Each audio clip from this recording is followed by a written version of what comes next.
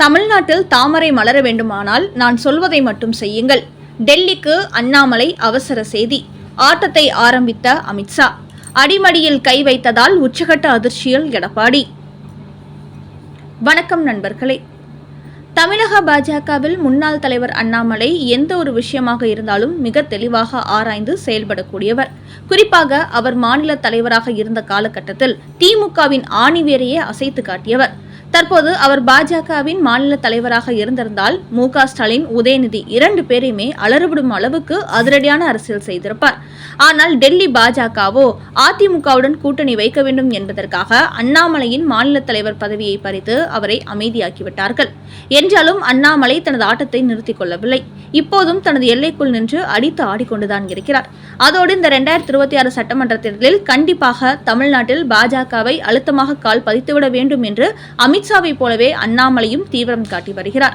அதோடு தமிழ்நாடு அரசியல் கள நிலவரம் தனக்கு நன்றாக தெரியும் என்பதால் பாஜகவுக்கு எந்தெந்த தொகுதிகளில் செல்வாக்கு உள்ளது, எங்கு போட்டியிட்டால் தமிழ்நாட்டில் தாமரையை மலர வைக்க முடியும் என்பது குறித்த முக்கிய தகவல்களை அவர் அமித்ஷாவுக்கு அனுப்பி கொண்டே வருகிறார்.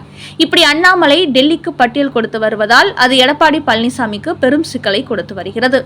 இந்த முறை தேசிய ஜனநாயக கூட்டணியில் வெற்றி கிடைக்கக்கூடிய தொகுதிகளை எல்லாம் அதிமுக பக்கம் திருப்பிக் கொள்ள வேண்டும். அப்படி செய்து நாம் அறுதி பெரும்பான்மை தொகுதியில் வெற்றி பெற்றுவிட வேண்டும் என்று எடப்பாடி பழனிசாமி திட்டம் தீட்டிக் கொண்டு வருகிறார். ஆனால் அண்ணாமலையோ தமிழ்நாட்டில் பாஜகவை பெரிய அளவில் வளர்த்துவிட வேண்டும், சட்டமன்றத்திற்குள் பாஜகவின் குரல் இந்த முறை பெரிய அளவில் ஓங்கி ஒலிக்க வேண்டும் என்பதில் அதே தீவிரம் காட்டி வருகிறார். முக்கியமாக கூட்டணி ஆட்சி முறையை கொண்டு வந்து விட வேண்டும் என்பதிலும் உறுதியாக உள்ளார். அதனால்தான் இந்த சந்தர்ப்பத்தை சரியாக பயன்படுத்திக் கொள்ள வேண்டும் என்பதற்காகவே தேசிய ஜனநாயக கூட்டணியில் உள்ள மொத்த கட்சிகளுக்கும் எத்தனை தொகுதிகள், யார் யார் எந்தெந்த தொகுதியில் போட்டியிடப் போகிறார்கள் என்ற பட்டியலுடன் எடப்பாடி பழனிசாமி டெல்லி செல்வதற்கு முன்பே அமித்ஷாவுக்கு தனது சார்பில் ஒரு முக்கிய செய்தியை அண்ணாமலை அனுப்பியதாக பாஜக வட்டாரங்களில் கூறுகிறார்கள். அது குறித்து அவர்கள் கூறும்போது, கடந்த காலங்களை விட இப்போது தமிழ்நாட்டில் பாஜகவை மக்கள் வரவேற்க தொடங்கிவிட்டார்கள். அதிமுக, திமுக என்று வாக்களித்து வந்த தமிழ்நாட்டு மக்கள் இப்போது பாஜக பக்கமும் பெரிய அளவில் திரும்பிக் கொண்டு வருகிறார்கள். அதிலும் திருப்பரங்குன்றம் தீபத்தூண் விவகாரத்துக்கு பிறகு தமிழ்நாடு முழுக்க உள்ள முருக பக்தர்கள் திமுகவை எதிர்ப்பதோடு பாஜக பக்கம் திரும்பியிருக்கிறார்கள். அதனால் கடந்த தேர்தலை விட இந்த தேர்தலில் பாஜகவின் வாக்கு வங்கி பெரிய அளவில் உயரப்போகிறது. குறிப்பாக கிராமப்புறங்களை விட நகரங்களில், அதுவும் கோவில் நகரங்களில் பாஜகவுக்கு செல்வாக்கு அதிகரித்துள்ளது. தற்போது சக்தி கேந்திரா மூலம் தெருமுனை பிரச்சாரங்களில் ஈடுபட்டு வரும் அண்ணாமலை மக்களை நேரடியாக சந்தித்து அவர்களின் மனநிலை என்ன என்பதை புரிந்து கொண்டார். அதனால்தான் இந்த முறை தமிழ்நாட்டில் உள்ள முக்கியத்துவம் வாய்ந்த கோவில் நகரங்களில் பாஜக போட்டியிட்டால் இதுவரை இல்லாத அளவுக்கு தாமரை மலர்வதற்கான வாய்ப்பு உருவாகி இருக்கிறது என்று அண்ணாமலை தெரிவித்துள்ளார். இந்த முறை நாம் நினைத்தபடி கூடுதலான தொகுதியில் பாஜக வெற்றி பெற்றால் எதிர்காலத்தில் தமிழ்நாட்டில் ஒரு முக்கிய கட்சியாக கால் பதித்து விடலாம். திமுக, அதிமுக கட்சிகளுக்கு இணையாக பாஜகவும் ஒரு முக்கிய கட்சியாக உருவெடுத்து நிற்கும் என்று சொல்லி தெருமுனை பிரச்சாரங்களுக்கு சென்றபோது மக்கள் சொன்ன விஷயங்கள், தனக்கு கொடுத்த வரவேற்பு போன்ற பல விஷயங்களை வைத்து இந்த தேர்தலில் எந்தெந்த தொகுதியில் பாஜக போட்டியில் வெற்றி பெறும் என்று துல்லியமான ஒரு பட்டியலை அமித்ஷாவுக்கு அனுப்பினார். இப்படி அண்ணாமலை அனுப்பிய பட்டியலை வைத்துக் கொண்டுதான் எடப்பாடி பழனிசாமி இடத்தில் பாஜகவுக்கு தொகுதி பங்கீடு நடத்தியிருக்கிறார் அமித்ஷா. அப்போது பாஜகவுக்கு தமிழ்நாட்டில் இந்துக்கள் அதிகமாக வாழும் பகுதிகளில்தான் வாக்கு வங்கி அதிகமாக உள்ளது. இது கடந்த மக்களவைத் தேர்தலிலே தெரிந்துவிட்டது. இப்போது அது இன்னும் அதிகரித்துள்ளது.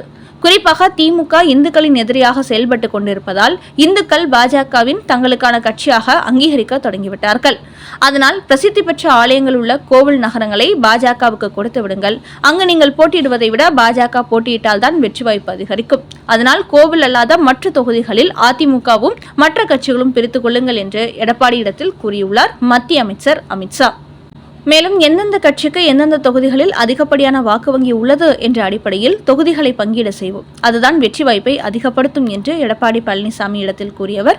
முக்கியத்துவம் வாய்ந்த கோவிலை அவர் அதிமுகவுக்கு பட்டியல் போட்டிருப்பதை பார்த்தவர், அதில் திருப்பரங்குன்றம், திருவண்ணாமலை, ஸ்ரீரங்கம், பழனி உள்ளிட்ட பல கோவில் நகரங்களை பாஜகவுக்கு ஒதுக்குமாறு கோடிட்டு காட்டியுள்ளார்.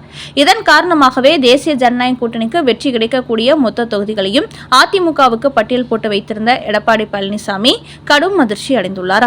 அதனால் தற்போது 4வது முறையாக எடப்பாடி பழனிசாமி டெல்லி சென்றபோது அதிமுகவிடமிருந்து பல முக்கியத்துவம் வாய்ந்த கோவில் நகரங்கள் பாஜக பட்டியலுக்கு வந்திருப்பதாக கமலாலயத்தில் கூறுகிறார்கள்.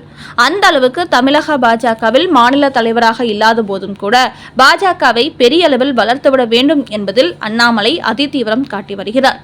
இதன் காரணமாக நயினார் நாகேந்திரனை தனது முழு ஆதரவாளராக மாற்றிவிட்டோம். நாம் நினைத்த தொகுதிகளை அதிமுகவுக்கு வைத்துக்கொண்டு வெற்றி வாய்ப்பில்லாத தொகுதிகளை பாஜக உள்ளிட்ட எதிர்க்கட்சிகள் பக்கம் திருப்பிவிட திட்டம் போட்ட எடப்பாடிக்கு அமித்ஷா மூலம் கடும் ஷாக் கொடுத்துள்ளார் அண்ணாமலை.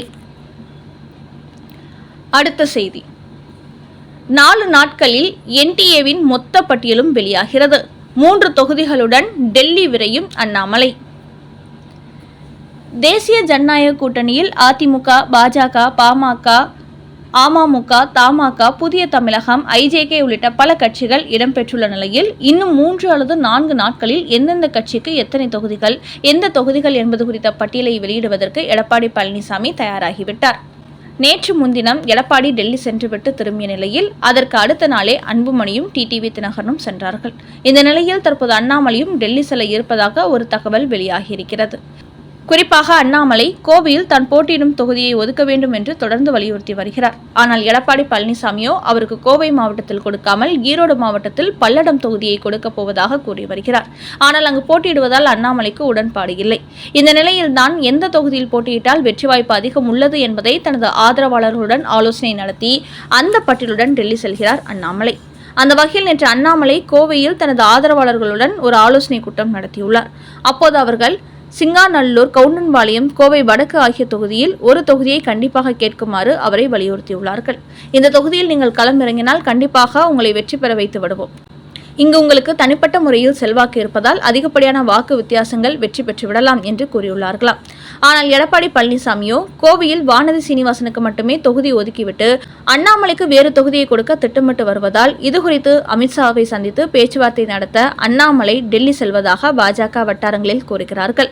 அண்ணாமலையை பொறுத்தவரை கட்சி மேலிடம் எந்த தொகுதியை ஒதுக்கினாலும் அதில் போட்டியிட தான் தயாராக இருப்பதாக கூறிய போதும் இந்த முறை எப்படியேனும் வெற்றி பெற்றுவிட வேண்டும் என்பதில் உறுதியாக உள்ளார். அதேபோல் அவரது ஆதரவாளர்களும் அவர் இந்த 3 தொகுதிகளில் ஒரு தொகுதியில் போட்டியிடுமாறு கோரிக்கை வைப்பதால் இதை டெல்லி மேலிடத்தில் தெரிவிக்கப் போகிறார். அண்ணாமலையின் இந்த கோரிக்கையை ஏற்று இந்த 3 தொகுதியில் ஒரு தொகுதியை அவருக்கு அமித்ஷா ஒதுக்குமாறு எடப்பாடிக்கு உத்தரவு போடுவாரா, இல்லை ஏற்கனவே அதிமுக கூறி வருவது போன்று பல்லடம் தொகுதியில்தான் அவரை போட்டியிடுமாறு கூறுவாரா என்பதை பொறுத்திருந்து பார்ப்போம்.